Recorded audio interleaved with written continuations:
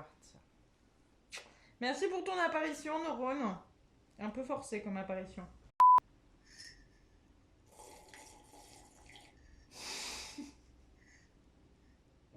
Et bonjour.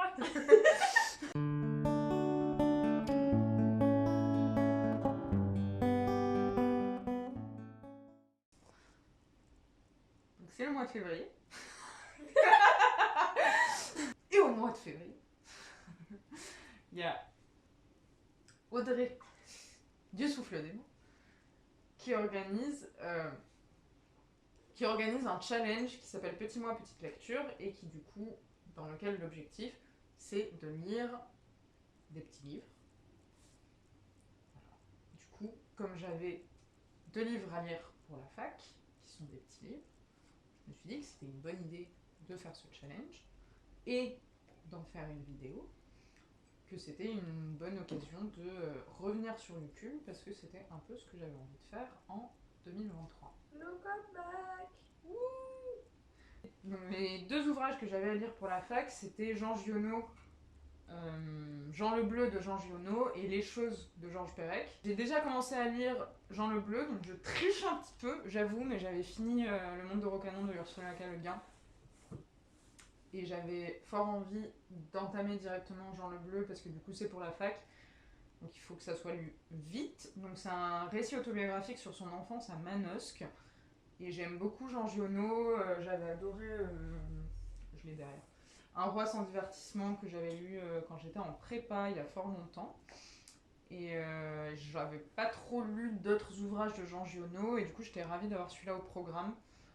Pour l'instant c'est très beau, c'est Jean Giono quoi, c'est très poétique, très beau, très fin. Voilà, c'est... Du coup j'avance lentement aussi parce que c'est très beau et que j'ai envie de noter toutes les phrases parce que c'est joli. Et du coup sinon on avait donc Les choses de Georges Perec, qui est un récit, la vie quotidienne d'un jeune couple d'aujourd'hui, donc du coup des années 60, issu des classes moyennes. Voilà. Donc ça m'a l'air tout à fait intéressant. Et Georges Perec, j'ai pas beaucoup lu de lui, j'ai lu juste W, que j'avais beaucoup aimé, et donc je vais voir ce que je pense de cet ouvrage-là. Ce sera un peu la surprise, et puis de toute façon c'est pour la fac, donc j'ai pas le choix.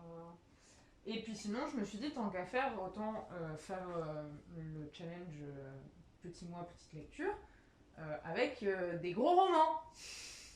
Sinon c'est pas drôle. Bon, c'est La faute de Cornelius qui du coup fait une lecture commune sur la 9ème maison sur son serveur Discord. Du coup c'est quand même un gros pavé, mais je pense que je vais le lire assez rapidement. Je pense que quand on est dedans on le lâche plus. Et je l'avais acheté un peu par hasard parce que j'avais vu Massacre, Université et Magie. Et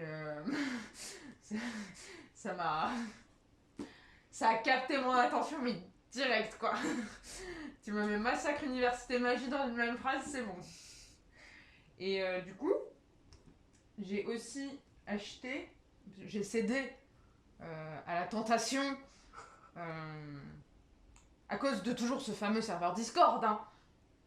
Je sais qu'il y en a certains qui vont peut-être voir cette vidéo, vous êtes des démons. Du coup, j'ai acheté le dernier Brandon Sanderson, alors que je n'ai jamais lu de Brandon Sanderson, donc 13 de la mer émeraude.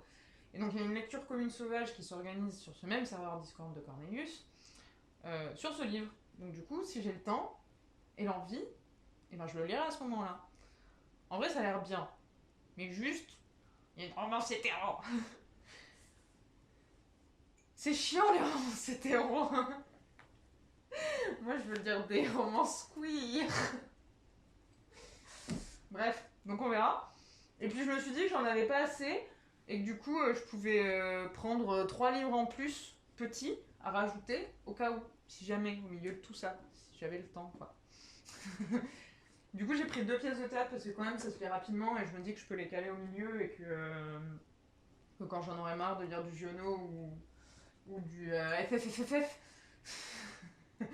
et ben ça sera un plaisir de lire du théâtre, surtout que ça fait un moment que j'en ai pas lu. Du coup j'ai pris 2 pièces qui étaient dans ma bibliothèque et que j'avais pas lu.